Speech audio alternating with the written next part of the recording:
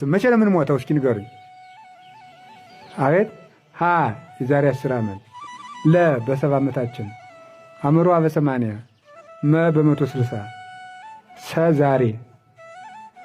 አይ ለወግማ ማን አለ እኔንም ጨምሮ ማለት ነው። እምንሞት መቼ ነው? አሁን በሉ እንጂ።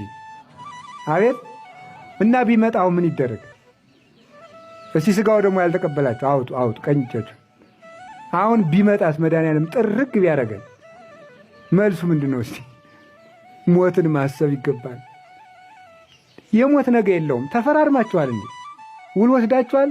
ጉዳዩን የምመጣው የዛሬ 10 ዓመት ስለሆነ አንደኛ ገሌ ብሎ ምስክር አላችሁ። የመዳን ቀን ዛሬ ነው። ከዛሬም አሁን ነው። የምትታረቁትን ዛሬ ታረቁ፣ የምትመልሱትን ዛሬ መልሱ። ትመለሱ እንደሆነ ዛሬ እንመለስ። ዛሬውኑ ይቅር እንበል። ዛሬውኑ እንታረቅ። ነውራችንን እንተው። ንስሐ አባታችንን ሂደን እንፈልግ፣ እንታረቅ። ለሥጋው ደግሞ እንዘጋጅ። ክርስቲያን የሆነ ሁሉ የክርስቶስ አካል ነው። ልጅም ትልቅም ሁላችንም ለሥጋው ደግሞ መዘጋጀት አለብን፣ መስራት አለብን። ይህን ያደረግን እንደሆነ የሰራዊት ጌታ እግዚአብሔር በመጣ ጊዜ አያስፈራንም።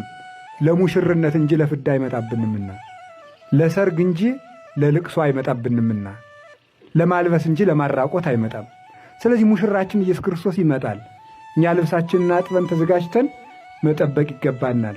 ለዚህ ሐሳብ አንድቱ ነው። ቅዱስ እንጦንስ እንዲህ አለ፣ ሰው በኃጢአት ለመውደቅ የኃጢአት የገደል አፋፍ ላይ በቆመ ጊዜ በዚያ ቅጽበት ሞቱን ቢያስብ ከኃጢአቱ ወዲያው መውጣት ይችላል ብሏል። ሰማችሁ? አሁንስ እያሰባችሁ ነው? እንኳን ዋላ። ስለዚህ ሞታችን ማሰብ አለብን።